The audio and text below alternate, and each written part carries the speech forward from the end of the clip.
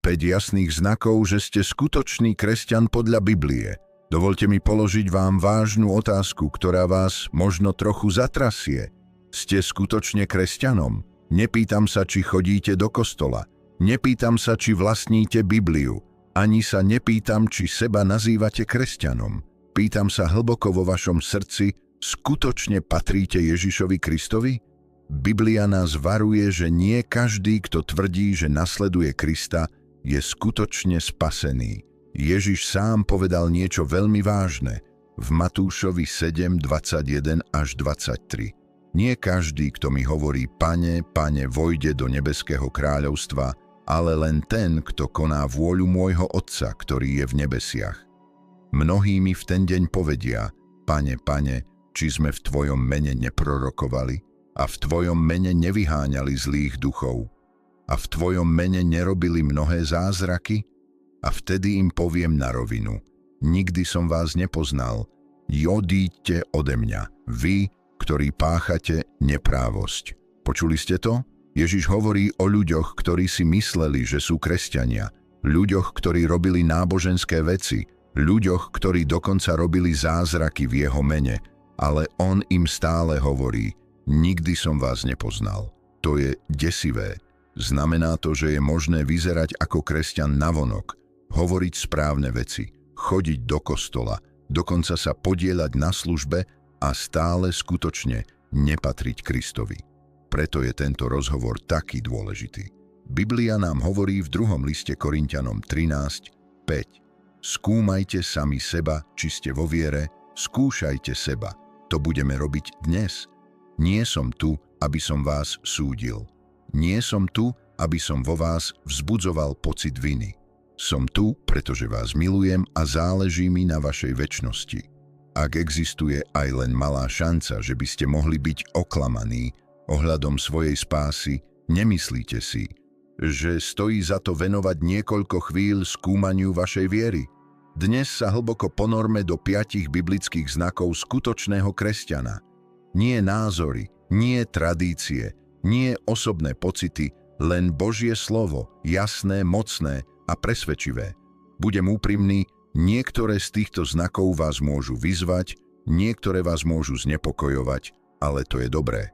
Pretože ak zistíme, že nám v niektorej z týchto oblastí niečo chýba, stále máme čas rásť, činiť pokánie a úplnejšie sa odovzdať Ježišovi. Prvý znak. Skutočný kresťan má pravdivú lásku k Bohu a k druhým. Poďme sa pustiť do prvého znaku skutočného kresťana a úprimne je to ten najzákladnejší. Skutočný kresťan má pravdivú lásku k Bohu a k druhým. Ježiš to kryštáľovo jasne povedal v Matúšovi 22:38 až 39, keď sa ho pýtali, aké je najväčšie prikázanie. Jeho odpoveď, milovať budeš Pána, svojho Boha celým svojim srdcom a celou svojou dušou a celou svojou mysľou. To je prvé a najväčšie prikázanie. A druhé je mu podobné. Milovať budeš svojho blížneho ako seba samého. Počuli ste to? Láska k Bohu prichádza ako prvá, láska k druhým ako druhá. A spoločne tieto dve určujú, čo znamená byť skutočným kresťanom. Láska k Bohu nad všetko ostatné. Začnime prvou časťou, láskou k Bohu. Láska k Bohu nie je len o tom, že hovoríme milujem Boha. Nie je to len o tom, že spievame chválové piesne s vášňou v nedeľu. Pravdivá láska k Bohu sa prejavuje poslušnosťou. Ježiš povedal v Jánovi 14:15: Ak ma milujete, budete zachovávať moje prikázania. Zamyslite sa nad tým na chvíľu. Ježiš nepovedal, ak ma milujete, hovorte o mne pekné veci. Nepovedal, ak ma milujete, cíťte emócie počas chvál. Povedal, ak ma milujete, poslúchajte ma. I to znamená, že ak tvrdíme, že milujeme Ježiša, ale žijeme ako chceme, ignorujeme jeho slovo alebo pokračujeme v hriechu bez pokánia, naša láska k nemu je pochybná. Buďme úprimní na chvíľu. Ak skutočne milujeme niekoho, záleží nám na tom, čo ich teší, nie? Ak milujete svojho manžela, manželku, rodičov, najlepšieho priateľa, Prirodzene ich chcete rešpektovať a robiť veci, ktoré im prinášajú radosť. Je to rovnaké s Bohom. Milovať Boha znamená podriadiť sa jeho cestám, aj keď je to ťažké, aj keď nás to niečo stojí. Teraz položme ťažkú otázku. Milujete Boha dosť na to, aby ste ho poslúchali, aj keď je to nepohodlné? Hľadáte jeho vôľu nad svojimi vlastnými túžbami? Milujete ho viac ako čokoľvek alebo kohokoľvek iného vo svojom živote? Pretože skutočný kresťan je niekto, koho láska k Bohu formuje všetko v ich živote. Láska k druhým, aj keď je to ťažké. Teraz pohovoríme o druhej časti, láske k druhým. Ježiš nám len nepovedal, aby sme milovali Boha, prikázal nám milovať našich blížnych ako seba samých. Matúš 22, 3-9. A predtým, ako si pomyslíte, že je to ľahké, milujem svoju rodinu a priateľov, počkajte, pretože Ježiš ide ešte ďalej. Hovorí v Lukášovi 6:27, milujte svojich nepriateľov, robte dobre tým, ktorí vás nenávidia. Počkajte chvíľu, milovať svojich nepriateľov, robiť dobre ľuďom, ktorí ma nenávidia? Áno, to je presne to, čo Ježiš povedal. Milovať druhých znamená prejavovať láskavosť, milosrdenstvo a milosť aj tým, ktorí si to nezaslúžia, aj ľuďom, ktorí nás obťažujú, aj tým, ktorí nám ublížili, aj tým, s ktorými nesúhlasíme. Buďme úprimní, to je ťažké. Je ľahké milovať ľudí, ktorí sa k nám správajú dobre, ale Ježiš nás volá k niečomu radikálnemu. Pravdivá láska je nesebecká, obetavá a odpúšťajúca. Pomyslite na Ježiša na kríži. Keď umieral, trpel tou najbrutálnejšou smrťou, aká si len dá predstaviť, pozrel sa na tých istých ľudí, ktorí ho tam pribili a povedal: Otče, odpusť im. To je láska. Skutočný kresťan nemiluje len ľudí, ktorých je ľahké milovať. Skutočný kresťan miluje ako Ježiš. Ako si otestovať svoju lásku? Tu je skutočný test. Máte zášť alebo odpúšťate tak, ako vám odpustil Kristus? Milujete ľudí len vtedy, keď vám to prináša úžitok, alebo milujete aj vtedy, keď vás to niečo stojí? Slúžite druhým, alebo očakávate, že vám budú slúžiť? Milujete ako Ježiš, alebo milujete len vtedy, keď je to pohodlné? Pretože skutočného kresťana charakterizuje láska. Prvý list Jánov 4:20 to kladie otvorene. Ktokoľvek tvrdí, že miluje Boha, a pritom nenávidí brata alebo sestru, je luhár. To je silné, ale je to pravda. Ak nemáte lásku, nemáte Krista. Takže preskúmajme svoje srdcia. Skutočne milujeme Boha? Skutočne milujeme druhých? Ak je odpoveď áno, to je znak skutočnej rastúcej viery. Ak odpoveď znie, nie som si istý, potom je možno čas požiadať Boha, aby premenil naše srdcia. Druhý znak, skutočný kresťan prináša duchovné ovocie. Dovolte mi položiť vám otázku. Ak zasadíte jablko, čo očakávate, že vyprodukuje? Jablká nie? No, to isté platí pre kresťanov. Ak tvrdíme, že nasledujeme Ježiša, naše životy by mali prinášať duchovné ovocie, ktoré dokazujú, že patríme jemu. Ježiš povedal v Matúšovi 7:16, poznáte ich podľa ich ovocia. Zbierajú sa hrozná strnia alebo figy z bodliakov? Inými slovami, môžete povedať, aký druh človeka niekto je, podľa toho, ako žije. Skutočný kresťan len netvrdí, že nasleduje Krista, skutočne vyzerá ako Kristus. Aké je ovocie ducha? Biblia nám hovorí presne, ako toto duchovné ovocie vyzerá. V liste Galatianom 5:22-23. Ale ovocie ducha je láska, radosť, pokoj, trpezlivosť, láskavosť, dobrota, vernosť, miernosť a sebaovládanie. Toto nie sú len pekné charakterové vlastnosti. Toto sú dôkazy Ducha Svätého pôsobiaceho v živote veriaceho. Ak ste skutočne spasení, Duch Svätý je vo vás a časom vás mení. Robí vás láskavejšími, trpezlivejšími, láskavejšími, vernejšími. Začínate vyzerať menej ako svet a viac ako Ježiš. Život, ktorý odzrkadľuje Krista. Buďme úprimní na chvíľu. Keby niekto sledoval váš život, vaše slová, vaše činy, vaše myšlienky, Dokázal by povedať, že ste kresťan? Alebo vyzeráte presne ako všetci ostatní? Ježiš povedal v Jánovi 15: Ty Peť, ja som vinič, vy ste ratolesti. Ak zostanete vo mne a ja vo vás, ponesie mnoho ovocia, lebo bezo mňa nemôžete robiť nič. To znamená, že ak sme spojení s Ježišom, ak ho skutočne nasledujeme, naše životy ponesú ovocie.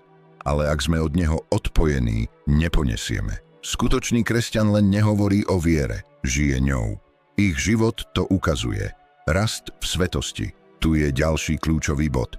Prinášať ovocie neznamená byť dokonalý. Nikto z nás nie je, ale znamená to rásť. Biblia hovorí v 2. liste Petra 3:18: Rastite v milosti a poznaní nášho Pána a Spasiteľa Ježiša Krista.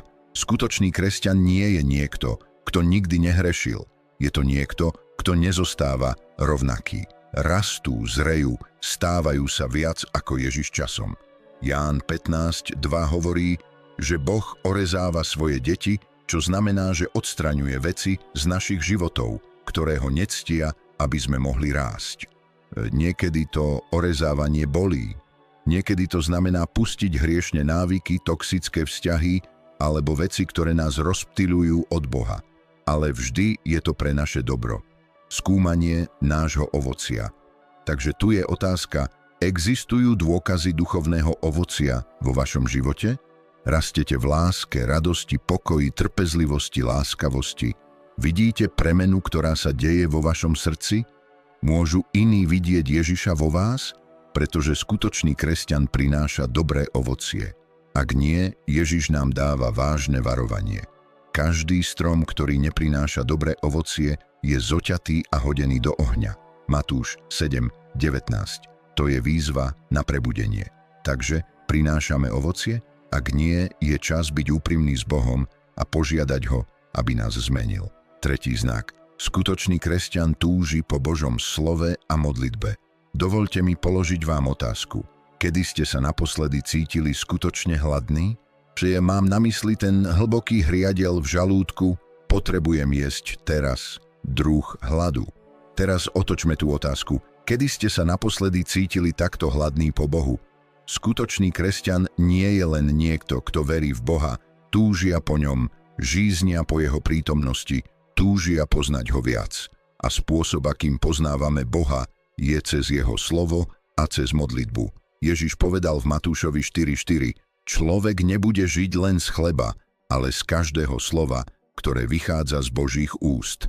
Tak ako potrebujeme jedlo na prežitie fyzicky, potrebujeme Božie slovo na prežitie duchovne. Túžba poznať Boha cez písmo. Buďme úprimní. Existuje veľa ľudí, ktorí sa nazývajú kresťanmi, ale ich Biblie sú pokryté prachom. Hovoria, že veria v Ježiša, ale nikdy si nenajdu čas prečítať, čo vlastne povedal. Ako môžeme tvrdiť, že milujeme Boha, ale ignorujeme jeho slovo? Predstavte si, že by ste boli vo vzťahu na diaľku s niekým, koho hlboko milujete, a poslali by vám list, ale namiesto toho, aby ste ho prečítali, odhodili by ste ho nabok a nikdy by ste sa naň nepozreli. To by bolo šialené, nie? Avšak to je presne to, čo robíme, keď zanedbávame Bibliu. Žalm 119, 128 ať hovorí: Tvoje slovo je lampou pre moje nohy a svetlom pre moju cestu. Bez Božieho slova kráčame v tme. Skutočný kresťan nevidí Bibliu ako povinnosť alebo záväzok. Vidia ju ako život, ako potravu, ako samotný Boží hlas, ktorý k ním hovorí. Takže sa opýtajme, túžime po Božom slove, alebo otvárame naše Biblie len vtedy, keď sa cítime vinní? Túžime po jeho pravde, alebo sa spoliehame na názory zo sociálnych sietí a kultúru, aby formovali naše presvedčenia? Keď čítame písmo, poslúchame ho, alebo len prelistujeme a pokračujeme ďalej? A pretože skutočný kresťan sa teší z Božieho slova. Vášnivý, modlitebný život. Teraz pohovorme o modlitbe. Modlitba nie je len opakovanie naučených slov alebo povedanie požehnania pred jedlom. Modlitba je skutočný, intímny rozhovor s Bohom. Pomyslite na to. Ak skutočne milujete niekoho, rozprávate sa s ním. Neskontrolujete sa len raz týždenne. Neoslovíte ich len vtedy, keď niečo potrebujete. Túžite byť im blízko. Takto by to malo byť s Bohom. Prvý list Tesalonickým 5:17 hovorí: modlite sa bez prestania.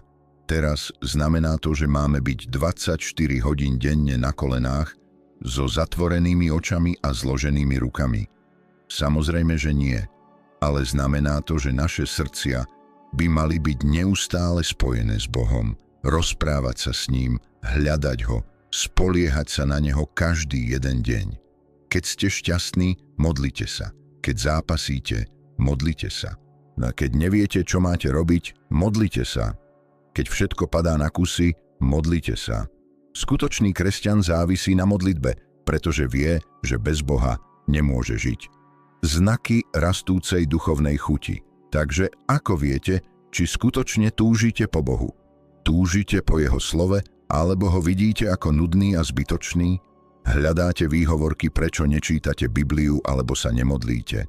Trávite viac času na sociálnych sieťach, sledovaním filmov alebo zábavou, než s Bohom? Počúvajte, nikto nie je v tom dokonalý, ale skutočný kresťan má srdce, ktoré túži po Bohu. Ak si dnes uvedomíte, že váš hlad po Bohu je slabý, necíťte sa odsúdení, len začnite krmiť svojho ducha. Čím viac ho budete hľadať, tým viac bude rásť vaša chuť na neho.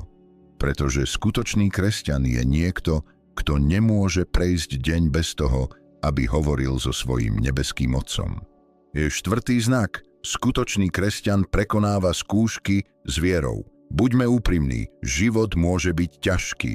Všetci prechádzame obdobiami bolesti, utrpenia, straty, sklamania a zmätku. A tu je pravda. Byť kresťanom neznamená, že život bude ľahký.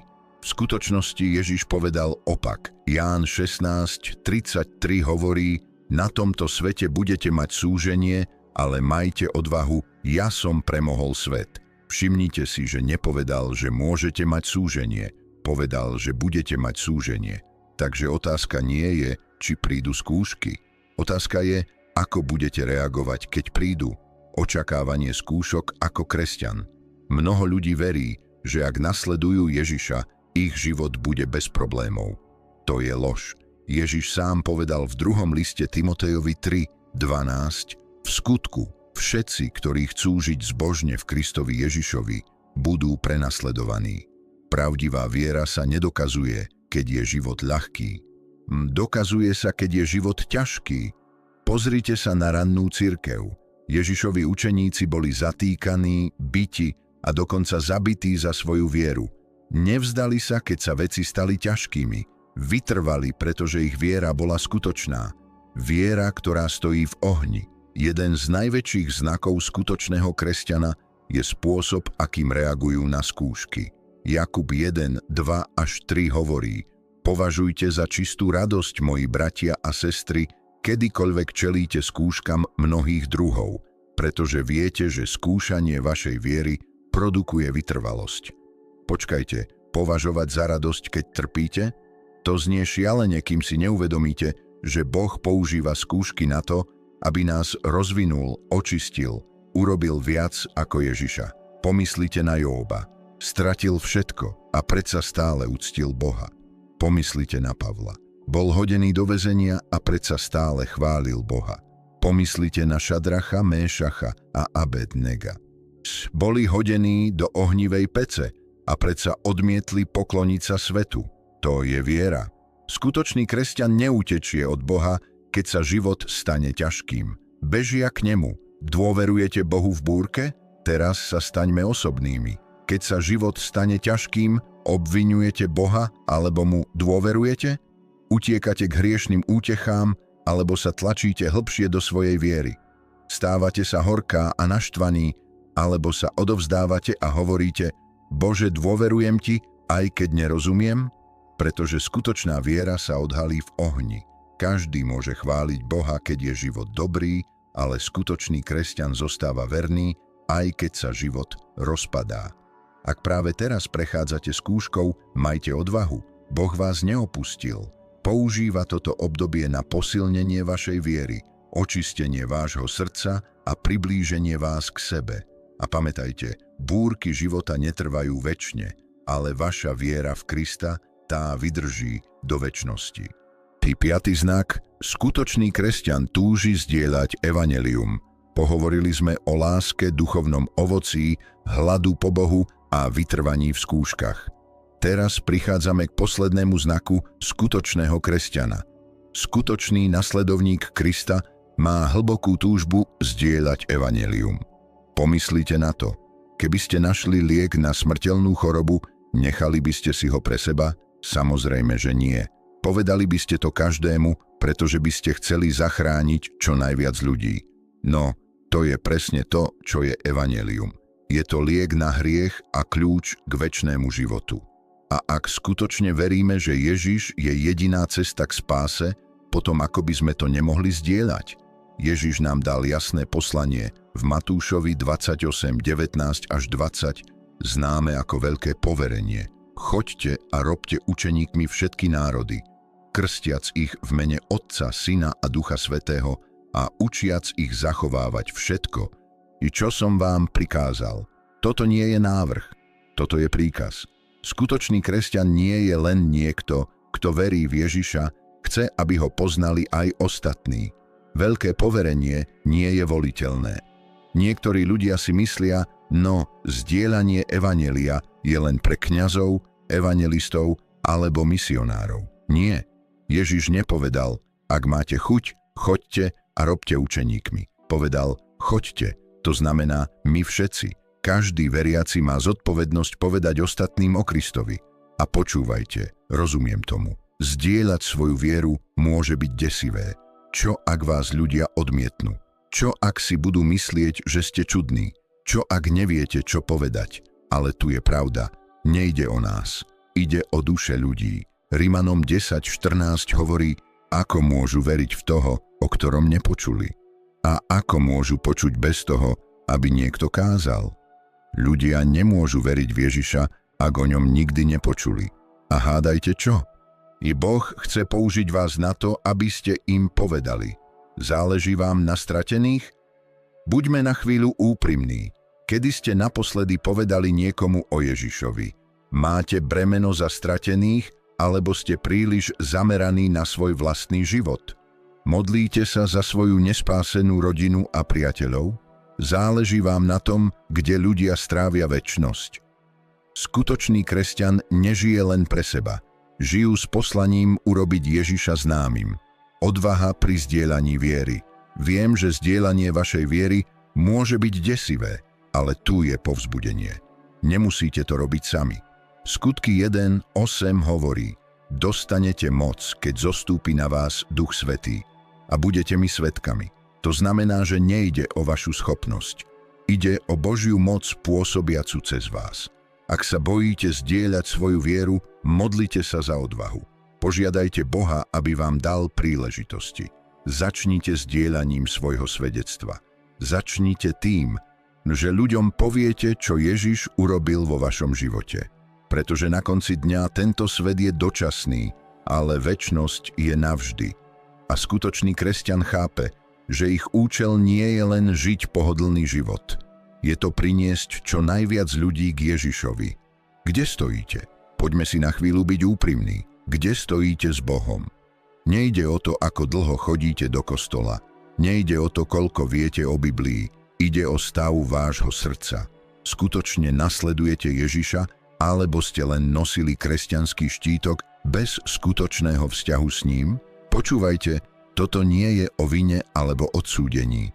Je to o pravde. Boh nehľadá dokonalých ľudí, hľadá odovzdané srdcia. A bez ohľadu na to, kde práve ste, jeho milosť je pre vás dostupná. Možno si uvedomujete, že vaša láska k Bohu vychladla. Možno ste žili dvojitým životom, hovoriac, že veríte v Ježiša, ale v skutočnosti ho nenasledujete.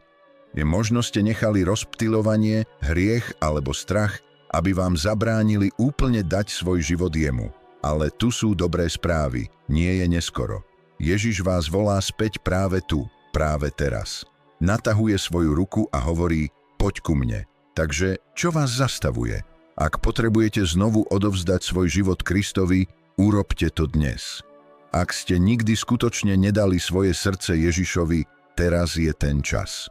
Rimanom 10:9 hovorí, ak vyznáš svojimi ústami Ježiša ako Pána a budeš veriť vo svojom srdci, že ho Boh vzkriesil z mŕtvych, budeš spasený.